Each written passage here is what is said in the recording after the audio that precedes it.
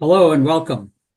I'm Dr. Chris Cowdley, and on behalf of CME Outfitters, I'd like to thank you for joining us today for Diagnostic and Therapeutic Advances in PBC, Maximizing Opportunities to Improve Patient Care and Outcomes. This CME activity is supported by an educational grant from Gilead Sciences.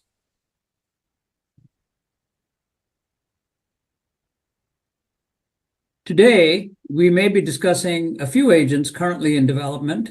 We will let you know when we are speaking off-label or referring to investigational products. CME Outfitters is a jointly accredited provider and develops and certifies continuing education activities for the team, by the team, including our program today. Don't forget to follow us on X with username @CME Outfitters for upcoming CME, CE opportunities, healthcare news, and more. Again, I'm Chris Cowdley. I'm director at the Liver Center at Liver Institute Northwest and professor at Elson S. Floyd College of Medicine, Washington State University, and I'm based in Seattle, Washington. I'm very pleased to be joined by a superb panel who I would ask to introduce themselves, starting with Dr. Ghulam Hussain. Hi there, my name's Aliyah Ghulam Hussain. I'm a hepatologist and clinical investigator at the Toronto Centre for Liver Disease in Toronto, with a particular interest in cholestatic and autoimmune liver disease, including PBC, PSC, and autoimmune hepatitis.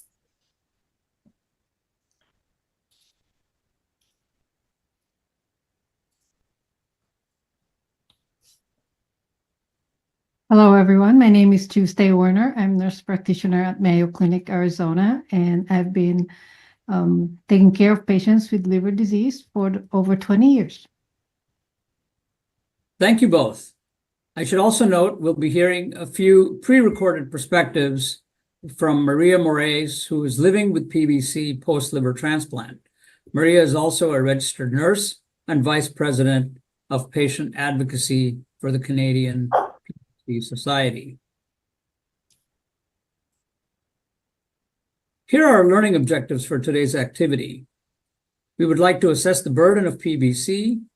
We would like to implement evidence-based strategies for early and accurate diagnosis of PBC and incorporate contemporary clinical pathways for treating PBC patients that considers mechanism of action of different therapeutic agents, indications for their use, efficacy, and safety. So now let's turn to Dr. Ghulam Hussain for the burden of PBC. Thank you, Dr. Cowdley. So this section will address our first learning objective, the burden of PBC, and will include a bit of an assessment of disease risk. But first, let's get our audience involved with a question. So what percentage of patients with PBC are incomplete responders to ursodeoxycholic acid, or UDCA? Is it 10%, 20%, 30%, 40%, or you just don't know? So feel free to go ahead and select your answer of choice, and we'll review the results momentarily.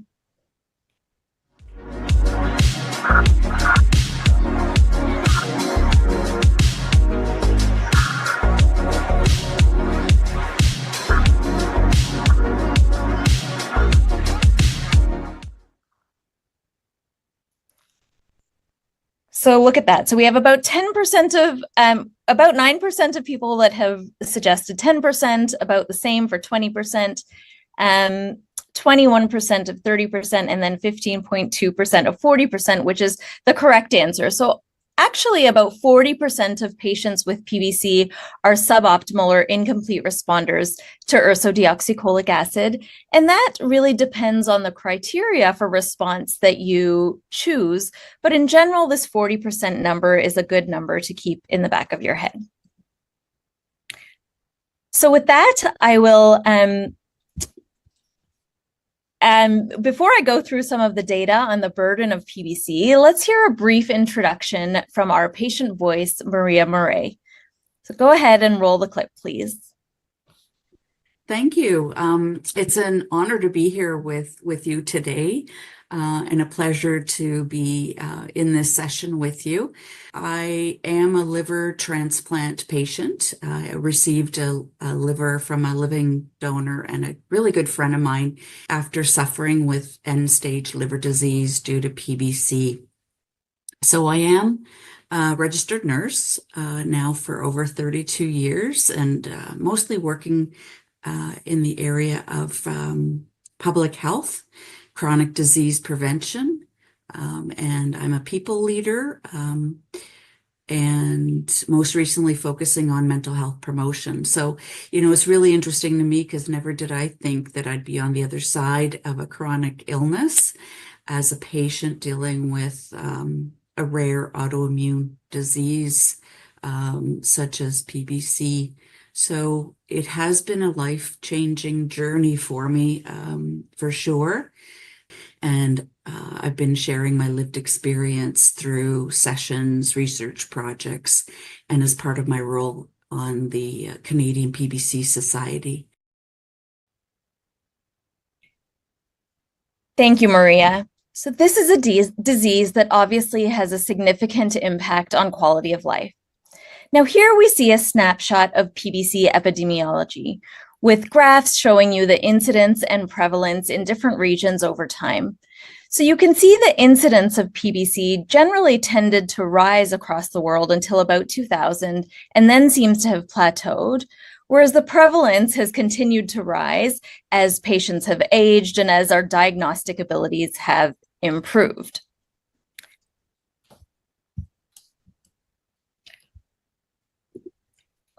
So here's a visual of the temporal trends in age and disease stage. And this was data that was published by the Global PBC Study Group that showed changes in the epidemiologic profile of patients with PBC over time, such that we've noticed that patients are presenting with a more mild disease phenotype and at an older age. So you can see the curves rising in terms of age at diagnosis, and a higher proportion of patients in the bar graphs on the right presenting with more mild biochemical changes, such as lower alkaline phosphatase levels and lower relative bilirubin levels.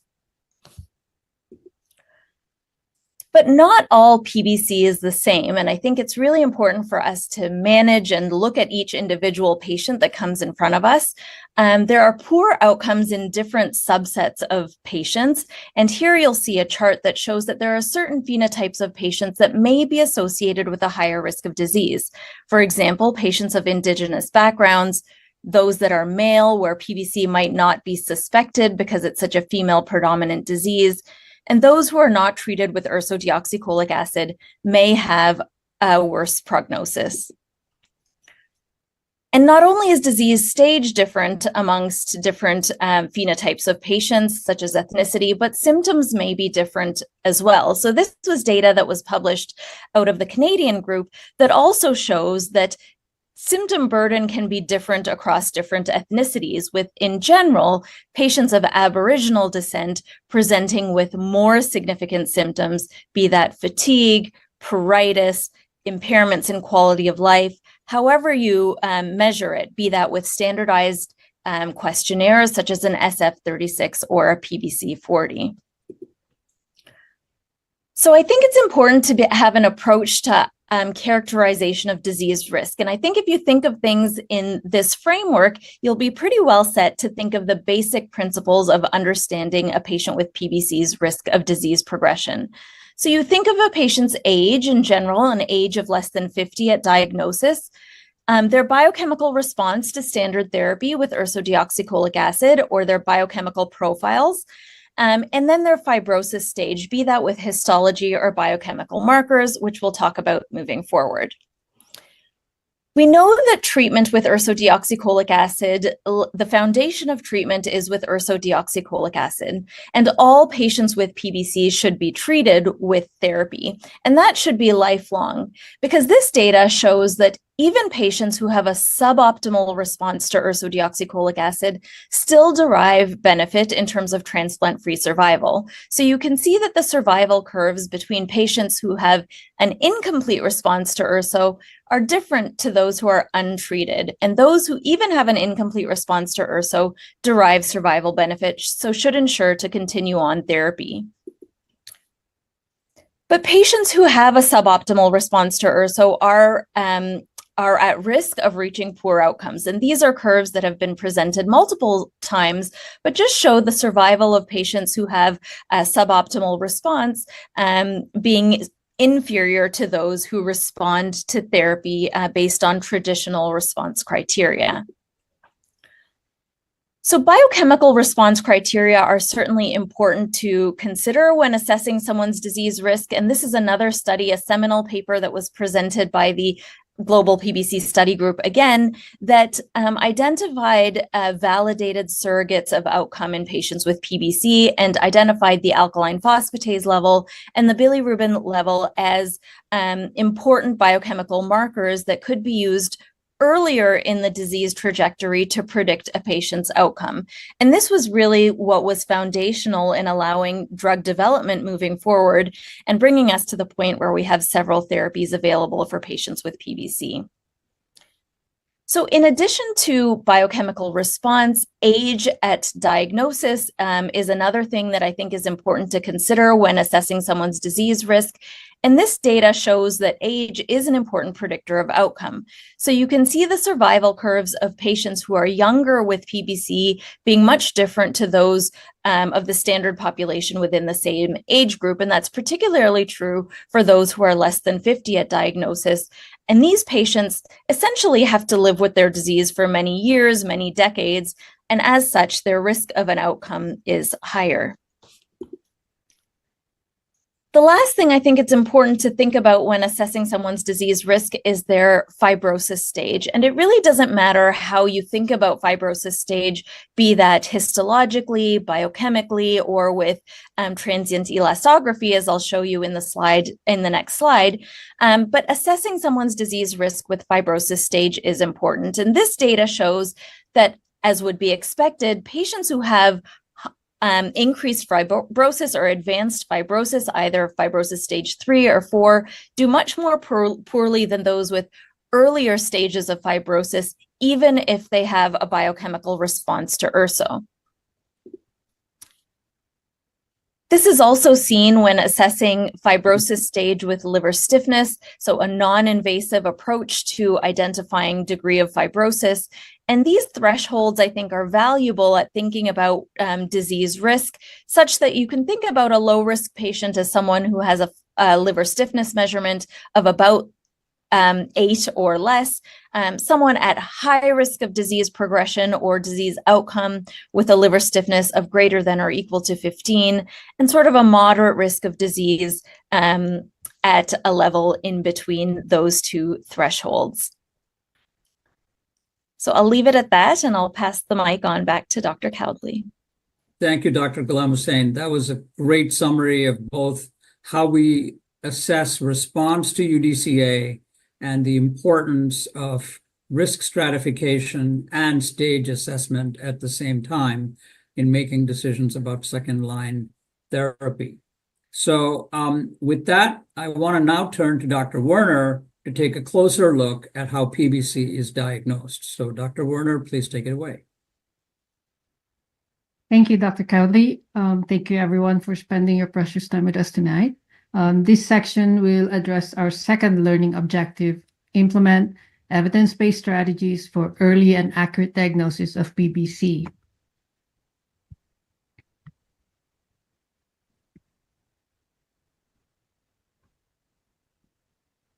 So before I proceed, here is our second of the 3 audience response questions.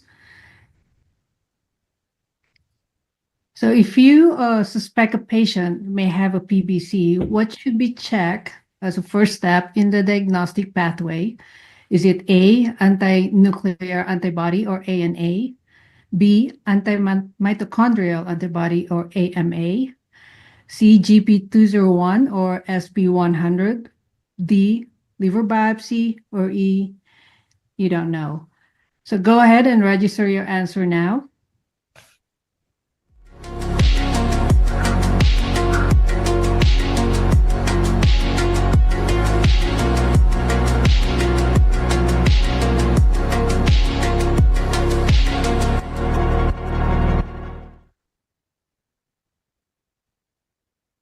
So the results are in.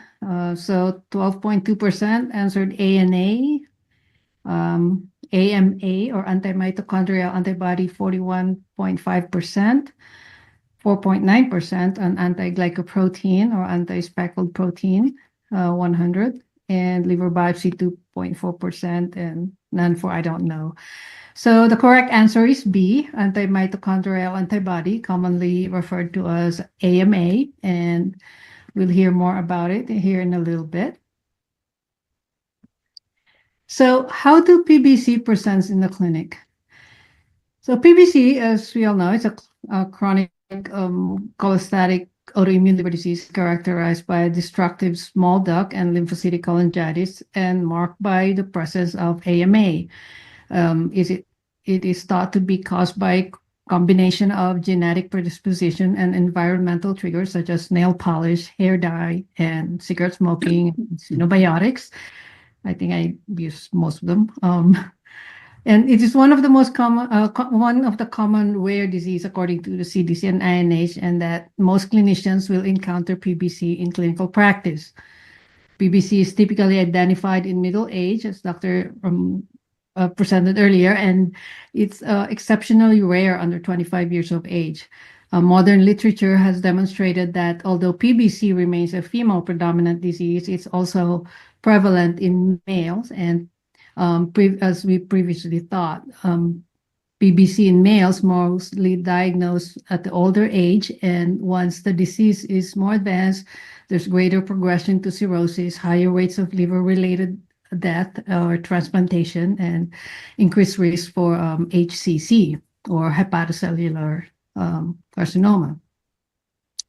So patients with PBC often presents in the clinic with no symptoms, or to a wide variety of or array of symptoms like fatigue, intense itching or pruritus, dry eyes and mouth or Zika syndrome, abdominal pain, and sometimes subtle signs like yellowing of the skin or jaundice in advanced stages, along with potential findings on physical exam like enlarged liver, hepatomegaly, fatty deposition in the eyes, and skin hyperpigmentation.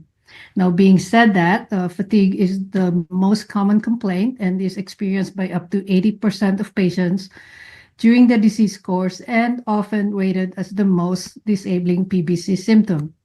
Pruritus closely follows in frequency and may be associated with sleep deprivation, worsening, fatigue, depression, social isolation, and self-mutilation, and thus leading to a significant impairment in quality of life. Now, asymptomatic patients, incidentally noted to have elevated alk-Phos or total bilirubin, will require more blood tests and check for AMA. So really prompt diagnosis and timely management and treatment is critical to prevent liver-related sequelae like cirrhosis and need for transplantation and death. So this is from our very own Dr. Cowley with regards to diagnostic delays. According to him, as addressed to PBC patient, you know that those symptoms that you think maybe are in your head, they're not. It's real, and you need to make sure that you speak up for yourself. The symptoms of PBC may not be immediately obvious and may be dismissed by clinicians without experience for caring for PBC. So really the delay in diagnosis of PBC is common because the disease often develops slow and with subtle symptoms, and patients can have the condition for years before noticing any issues. And even then, the symptoms can be easily mistaken for other conditions, leading to a significant delay in diagnosis, particularly in men, resulting in more advanced liver damage by the time of diagnosis is made. So really the key points of delayed diagnosis of PBC, it's asymptomatic and early signs. It comes with non-specific symptoms like fatigue and itching, which are common in PBC, but can also be caused by other conditions, making it more challenging to diagnose. There's gender disparity. Women are much more likely to develop PBC than men. And although the studies suggest men may experience a longer delay in diagnosis. And also there's lack of awareness. Some healthcare providers may not be familiar with PBC, which can lead to misdiagnosis and delayed referral to specialists. So before I continue, let's check with our patient, Maria, again about her PBC symptoms and diagnostic journey. Go ahead and play the video. So symptoms is something that's always on PBC patients' minds.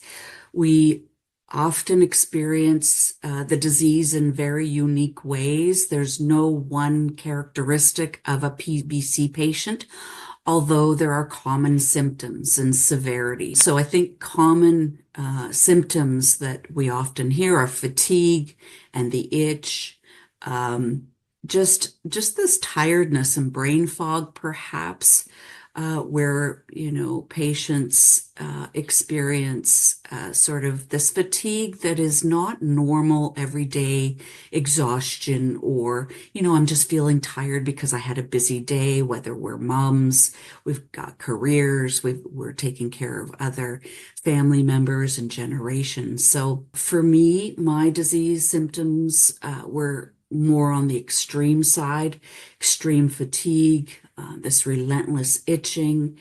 I then had severe ascites, which is fluid in my abdomen. That was sort of the tipping point, as well as the hepatic encephalopathy. I started falling a couple of times. My memory and cognitive functioning was really impaired. I was working at the time as a people leader, so in the healthcare system during COVID, so I needed to be sharp, and I just wasn't. So I had to give that up.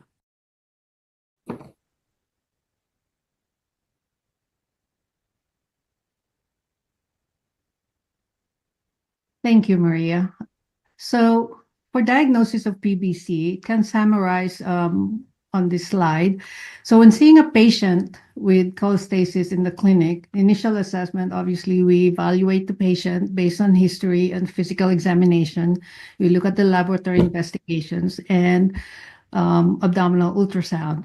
So with the history, we carefully exclude other drug exposure and presence of coexistent autoimmune conditions in the patients and also their families. We look at the physical examination, including skin evaluation for any excoriations, screen for hepatomegaly, splenomegaly, and extrahepatic signs of advanced liver disease. And we look at the laboratory tests, excluding other causes of liver diseases. So the assessment of patient with cholestasis, whether they're symptomatic or not, should include liver ultrasound and testing for AMA in the serum. A positive AMA is sufficient to make the diagnosis of PBC. For negative AMA serology, ANA positive, PBC-specific ANAs such as the anti-SP100 and anti-GP210 can aid in the diagnosis of PBC. Liver biopsy is reserved for those with unclear diagnosis after serologic workup or when coexisting processes is suspected, including fatty liver disease or autoimmune hepatitis. Imaging studies like ultrasound or MRI may be used as well to rule out other causes of liver abnormalities or obstructions. And then check for conditions like that will mimic almost same symptoms as PBC, such as PSC or primary sclerosing cholangitis, progressive familial intrahepatic cholestasis or PFIC, and IgG4. So this is the summary of the AASLD guideline for the criteria of diagnosing PBC. So according to the guideline, 2 of 3 must be met, including biochemical evidence of cholestasis based on ALP elevation, the presence of AMAs or other PBC-specific autoantibodies, including SP100 and GP210, if AMA is negative, and histopathologic evidence of non-suppurative destructive cholangitis and destruction of interlobular bile ducts if biopsy is performed.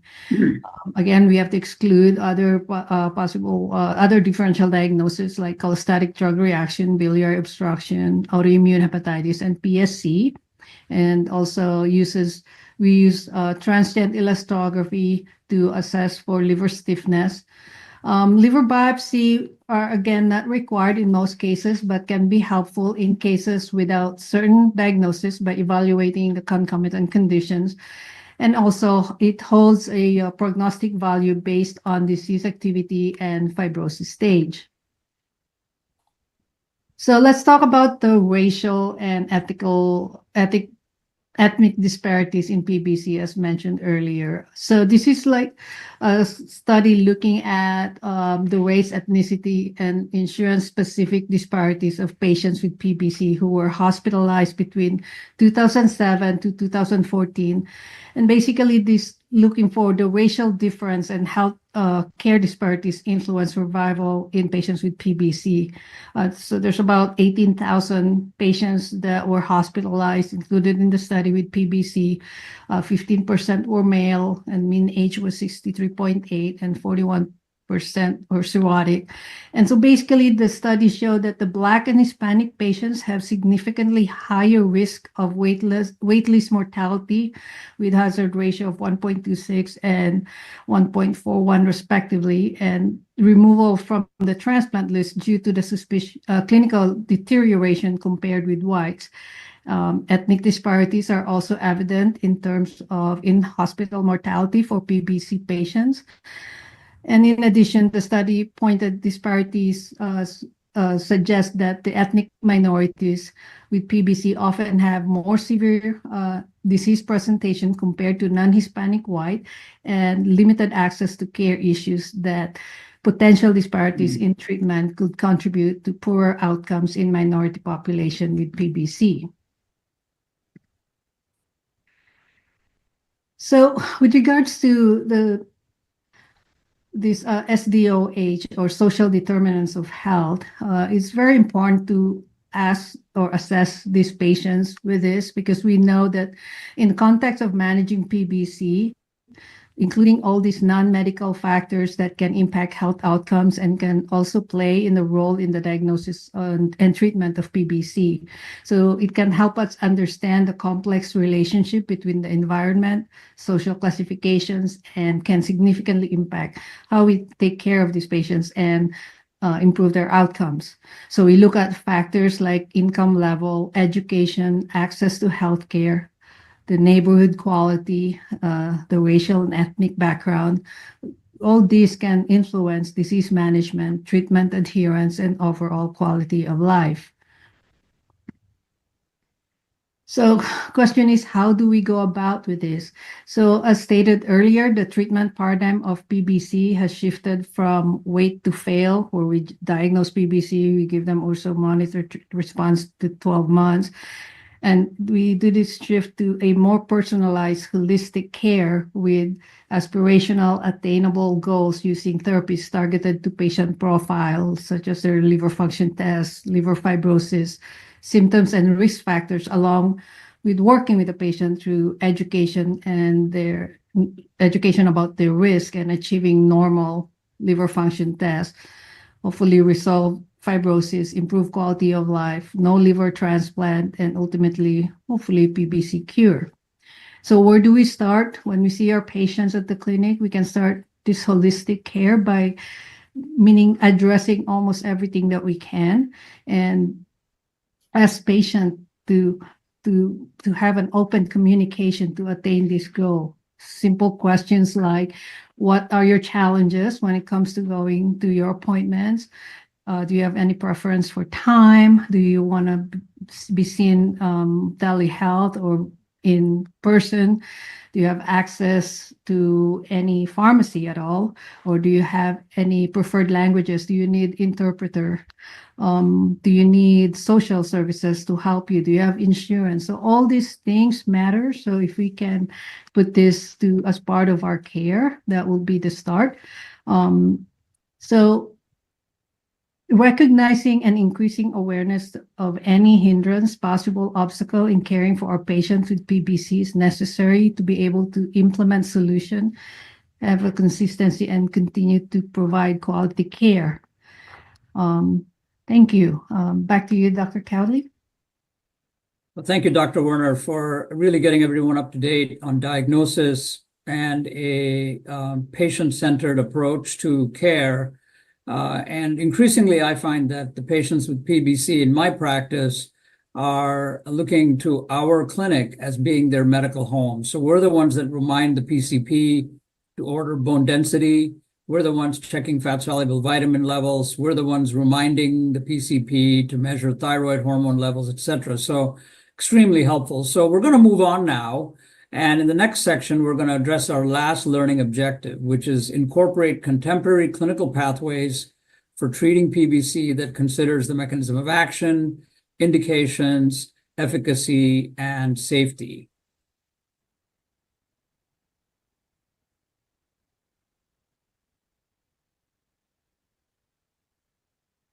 So here we have a poll question.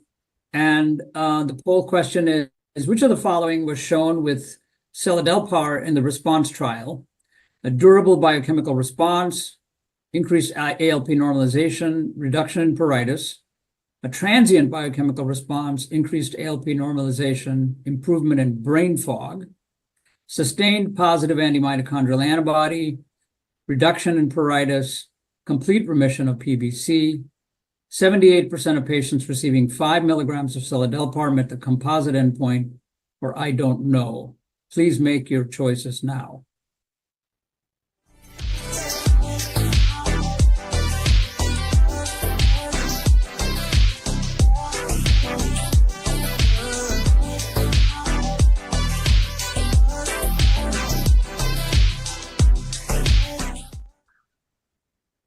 Okay, the results are in, and we find that the top answer was I don't know. So that's wonderful in that you are all here to move from the I don't know category to the correct answer, which is actually A, which 19.4% selected, which is durable biochemical response, increased ALP normalization, reduction in pruritus. And so the key features of seladelpar in the response trial were that 62% of patients treated with seladelpar at 10 milligrams a day compared to 20% of patients treated with seladelpar placebo achieved the composite biochemical response. 25% of patients achieved normalization, and seladelpar was uniquely positive in a statistically significant reduction in itch in patients with moderate to severe pruritus at 6 months.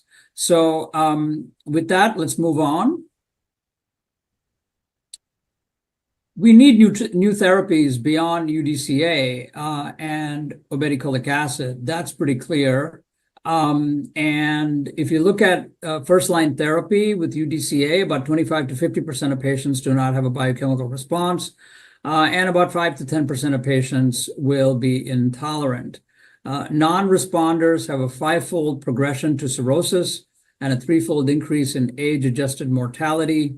Adverse events clearly negatively impact quality of life. Obeticholic acid was approved in 2016 as second-line therapy based on the composite endpoint of alkaline phosphatase reduction with at least a 15% drop and normalization of bilirubin. But in May of 2021, there was a warning added to obeticholic acid because of the recognition that some patients, particularly those with advanced disease, advanced liver disease, had decompensation or evidence of drug-induced liver injury. So this warning was added for patients with cirrhosis and clinically significant portal hypertension and for patients with decompensated cirrhosis. And that this led to a revised guidance from the AASLD. And then a FDA advisory panel was convened in September of 2024 to evaluate full approval of obeticholic acid, which was previously approved based on a surrogate endpoint for conditional approval, as have the other medications that I'm going to discuss also. The panel voted that the confirmatory trial did not verify the clinical benefit and raised some concerns about benefit versus risk. And we also recognize that one of the side effects of obeticholic acid is pruritus, which may lead to discontinuation in some patients.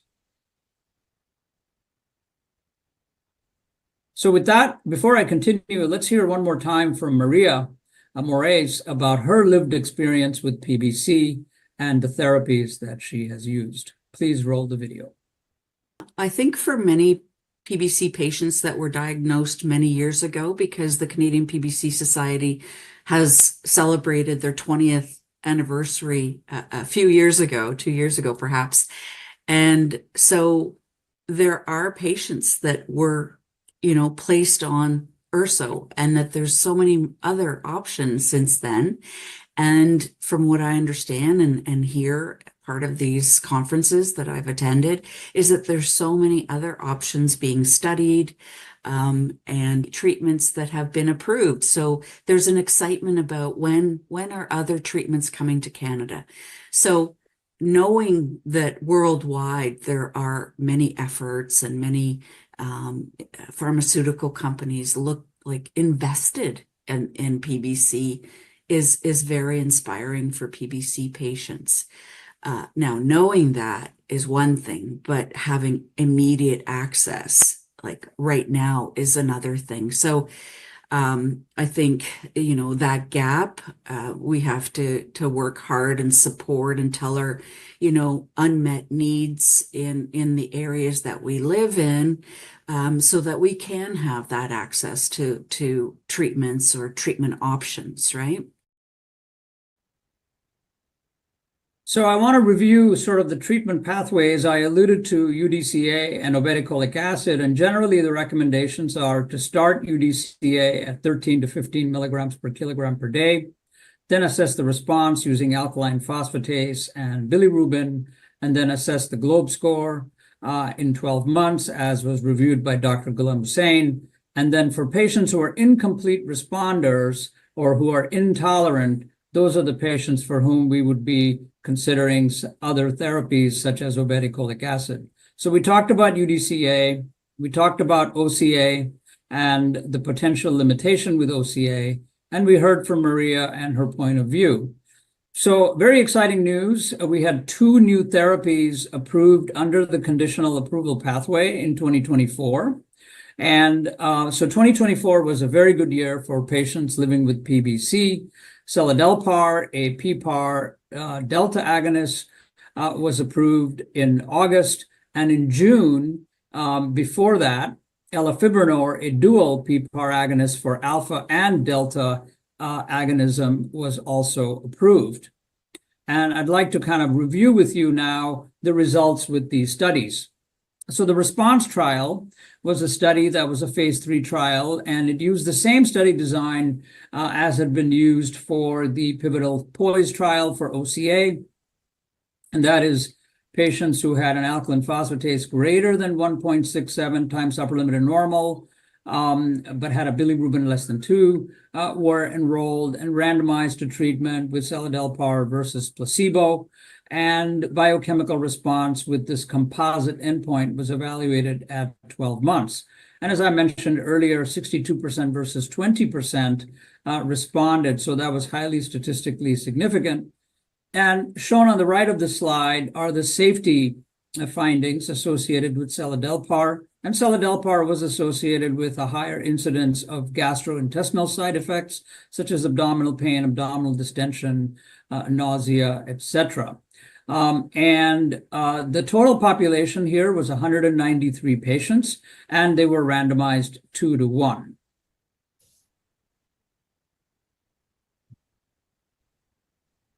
Now, we just presented the 3-year open label treatments with seladelpar as a late breaker abstract at the American Association for Study of Liver Disease. And what this slide shows is that the response to seladelpar is sustained and durable. And furthermore, with continued therapy, a higher rate of alkaline phosphatase can be observed in patients as they are continued. So shown on the bottom of the slide is the percent change from baseline, showing a brisk and prompt reduction in alkaline phosphatase as early as 4 weeks into treatment. And even more reassuringly, an improvement in pruritus over the course of treatment. Now, elafibranor was also studied and used the same exact inclusion criteria, which is patients had an elevated alkaline phosphatase greater than 1.67 times upper limit of normal, and they were enrolled with a goal of improving the alkaline phosphatase to less than 1.67 times upper limit of normal with a normal bilirubin and at least a 15% reduction. And as shown on the upper left side slide, you can see that 51% of patients with elafibranor achieved this result compared to 4% of patients with placebo, and that was also highly statistically significant. Similarly, there was a higher rate of alkaline phosphatase than normalization than what we had seen previously with OCA, and 15% of patients treated with elafibranor achieved alkaline phosphatase normalization. Now, when you look at the change in itch shown on the bottom left, there is in fact a trend towards improvement in itch with elafibranor, but this was not statistically significant. And there were some other measures of itch that also suggested similar trends. And you can see that the percent change in alkaline phosphatase is similar and brisk with a prompt reduction within 4 weeks of treatment. Side effects shown on the upper right here include any adverse events. And once again, most of the adverse events that we observed with elafibranor, which is true with this class of medication in general, were gastrointestinal, with abdominal pain, diarrhea, nausea, and vomiting being the main GI side effects. So in conclusion, for patients with PBC in whom UDCA was not associated with an adequate response, elafibranor as seladelpar showed statistically significant improvements in alkaline phosphatase response, the composite endpoint, and both medications showed improvement in alkaline phosphatase normalization. But of course, these are not head-to-head studies. We have some data with the ELATIVE study with similar open label extension, and patients who were randomized to elafibranor were allowed to enter an open label extension that measured fatigue and sleep domains to measure the impact of quality of treatment on quality of life, and clinically meaningful improvements were shown with elafibranor treatment in patients with moderate to severe fatigue or excessive sleepiness at baseline. So we're starting to see for the first time now therapies where in fact there may be some alignment between both the disease modification that we hope to achieve with improvement in alkaline phosphatase, as shown very clearly as a therapeutic goal by Dr. Ghulam Hussain, as well as potentially improvement in symptoms, which would be very attractive to our patients and to us. Now, a number of other therapies are currently in development, so it's a very rich area to be working in PBC and hope for patients with PBC. But we have medications that target the FGF19 pathway. We have fibric acid derivatives, bezafibrate, which is not available in the US, but available in Canada and Europe, fenofibrate, which is available in the US. Other FXR agonists have been studied. NOX inhibitors, such as setonexab, are in trials, and they seem to be promising as well. And a whole new class of drugs, ileal bile acid transport inhibitors, namely volixibat and linerixibat, are also being studied. And in addition, there's a variety of other mechanisms of action that have been postulated, such as immunomodulatory therapies, etc.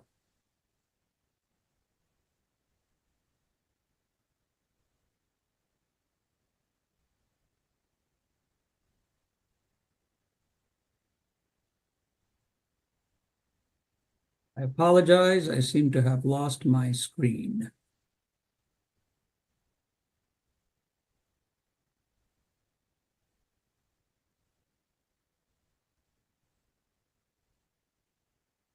Dr. Cowdley, you can go back to your invitation and reopen the screen if you need to, but it's probably in your browser somewhere, one of your tabs.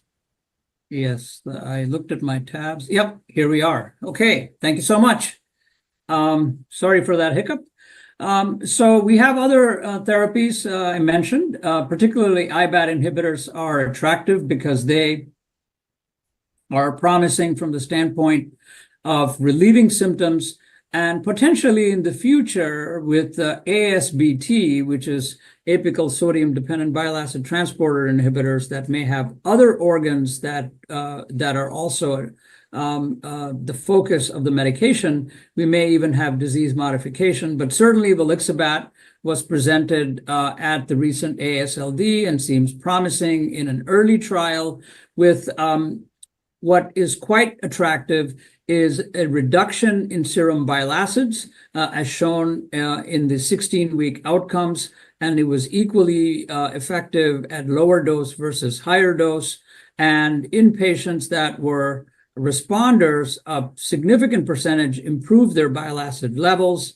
The main side effect of IBAT inhibitors, because of secretion and excretion of bile acids in the stool, is diarrhea, which may be dose-related in some cases, but usually can be managed with antidiarrheal medications. So ileal bile acid transporter inhibitors, volixibat, promising.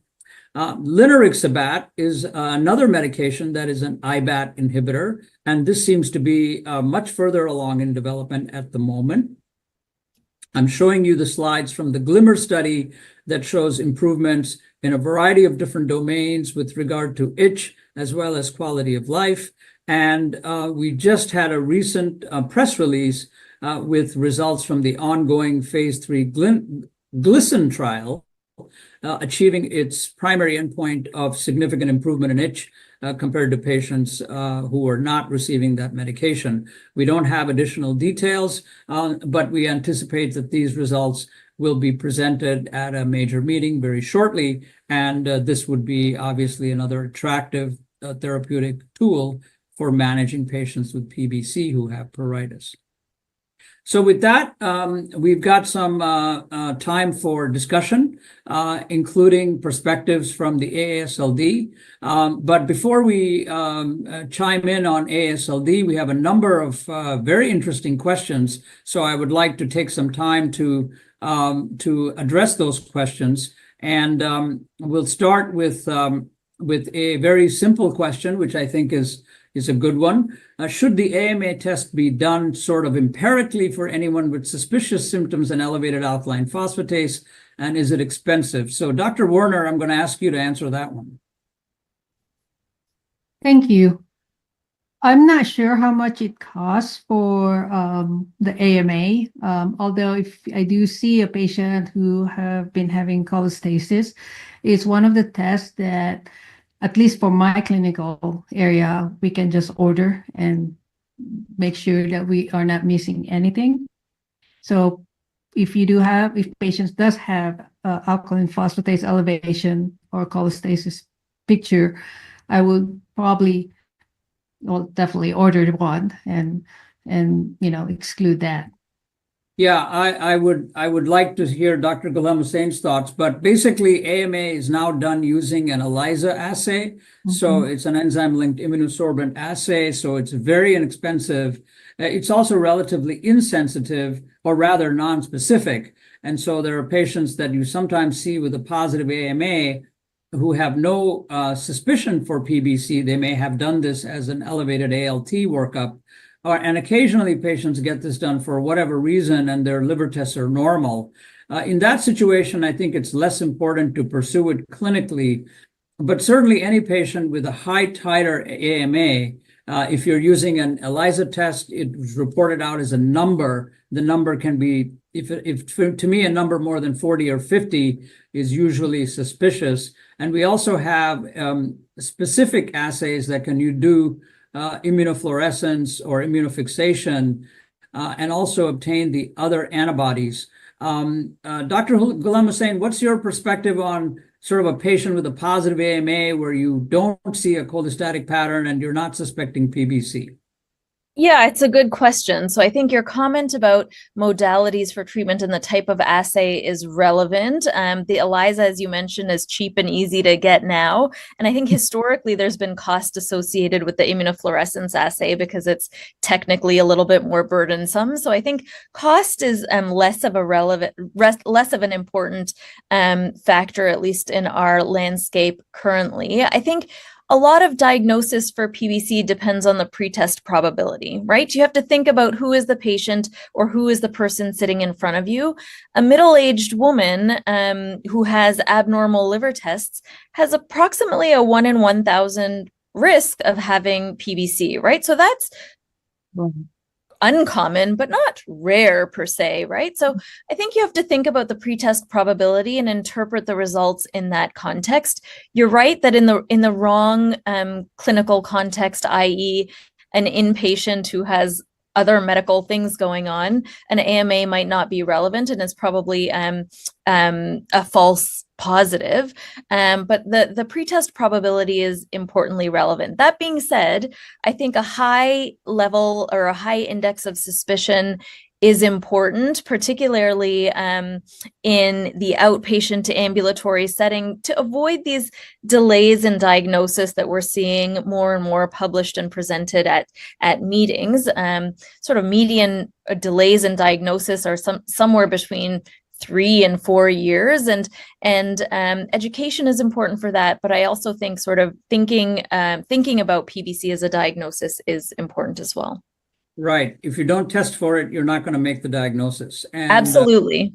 And so if you have any question that the patient has PBC, it's better to get an AMA and then easier to discuss with one of us whether that AMA is clinically meaningful than not doing it at all. So I'm going to ask you an epidemiology question that came in. It said, what is the relative rarity of the other autoimmune diseases such as PSC and autoimmune hepatitis in comparison to PBC? Are they all common? So PBC, we think maybe about 75,000 people in the US, maybe 100,000 tops have it.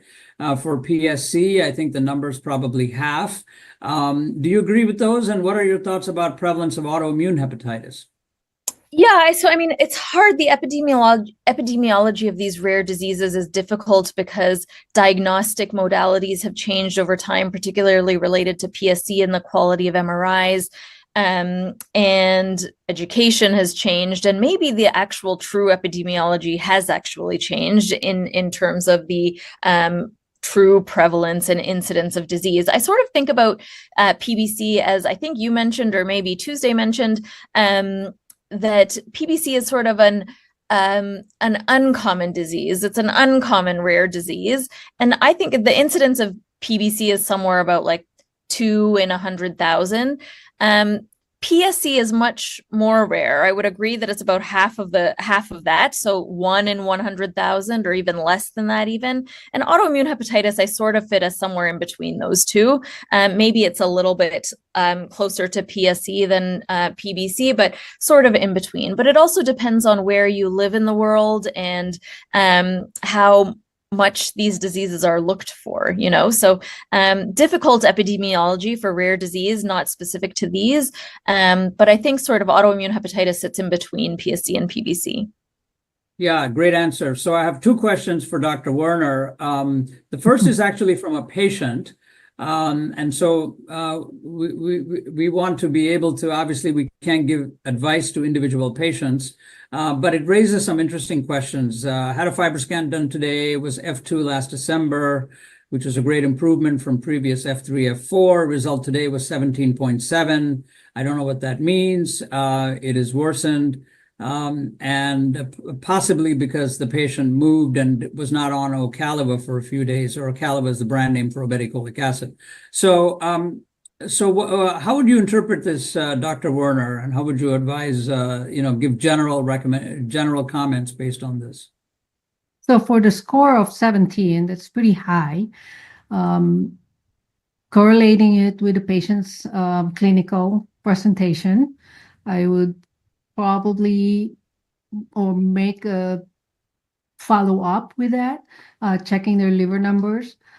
Sometimes at least for my experience, FibroScan is varies. The result of it varies. Depends on if there's anything accompanied with just the, the scarring. Maybe there's ascites, or maybe there's other things, or maybe even technical issues or operation, whoever's doing the procedure.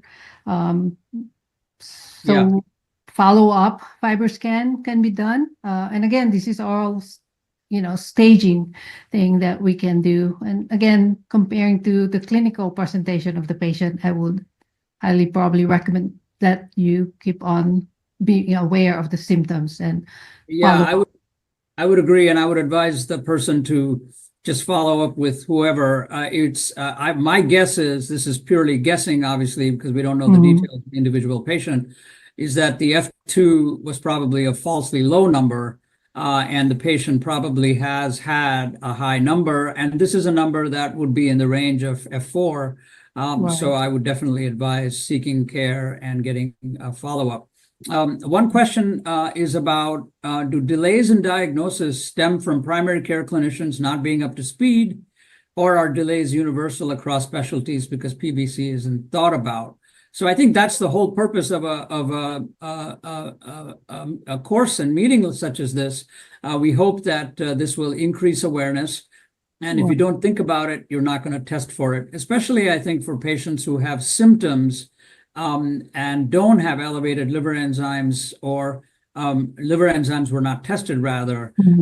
And if you don't test it, you're not going to find it. So I would encourage everyone to really just, if it's a patient, be proactive and ask your physician to order a liver panel if you're itching. And if you have elevated liver enzymes, then certainly they should be thinking about PBC among other diagnoses. So Dr. Ghulam Hussain, I have an interesting question for you. I'm not sure there's a right answer, but I do think that we know the opposite of this. Does having cholestasis of pregnancy make you more prone for PBC? If so, when should the patient start diagnostic testing, and what should you do to prevent PBC? So we know that in patients with PBC, they're more likely to have worsening cholestasis during pregnancy. I'm not aware of any data that cholestasis of pregnancy, which is fairly common, is associated with an increased risk of PBC. Are you aware of any such data? No, I'm not. I mean, I don't think that that's specifically related per se in terms of someone with ICP developing a higher risk of PBC, aside from the epidemiologic risk of a younger woman in that right demographic. So I think that the other way around, as you mentioned, is true, that those with PBC are at a higher risk of ICP than the other way around. Great. Well, we've got time for, I think, one more question, and I'm going to ask Dr. Werner for this. Is Sika syndrome a common manifestation of PBC? Are there recommended therapies for symptomatic relief? I think this is a very important practical question, and can you answer that, Dr. Werner? Right. For Sika dryness, my daughter have a Sika syndrome. She's got dryness, but she doesn't have PBC, but obviously, it comes with a lot of autoimmune condition. So I'm not an expert on treating dry eyes or dry mouth, but I would most likely refer them to somebody that's more like a rheumatologist, maybe a dentist, someone that can help with the symptoms of Zika. But it's certainly, we need to address this. And if we do have a patient that have these symptoms, we can open the communication to help them, either referring them to specialists, consider all these over-the-counter, like the starts with the B, the treatment, and then go from there. But it's important that we really need to address this. Yeah, excellent point. So good oral hygiene and eye hygiene are important, because corneal ulcers and dental ulcers can occur. Well, by way of summary, here are a few SMART goals that I would like to present to sort of summarize where we're at. And it's important, I think, based on this discussion, to elevate PBC on the diagnostic radar, change the epidemiology of The changing epidemiology relates to improved awareness and enhanced diagnostics. I think we've all learned it's important to listen to our patients and avoid diagnostic delays, keep social drivers of health in mind. I think we can all become proficient very quickly at implementing non-invasive diagnostic pathways for PBC, evaluate complementary treatment strategies, and keep abreast of new drugs in development. And so we've had a very robust discussion. I apologize that we didn't get to all of the questions, but we are just, in fact, we are out of time at this point. So I do want to make sure that that I thank the audience for participating and for the excellent questions. I want to thank Dr. Ghulam Hussain, Dr. Werner for their great presentations and clinical insights. And to receive CME credit for this activity, as shown in the slide, please complete the post-test evaluation online, then click on the Request Credit tab to complete the process. You can print your certificate. And for your colleagues who missed tonight's live event, there will be an enduring material that will be available as on-demand activity. And for more information and resources and education for both health professionals and patients, please visit the CME Outfitters Hepatology Hub. And thank you, everyone, and have a great evening. Thank you.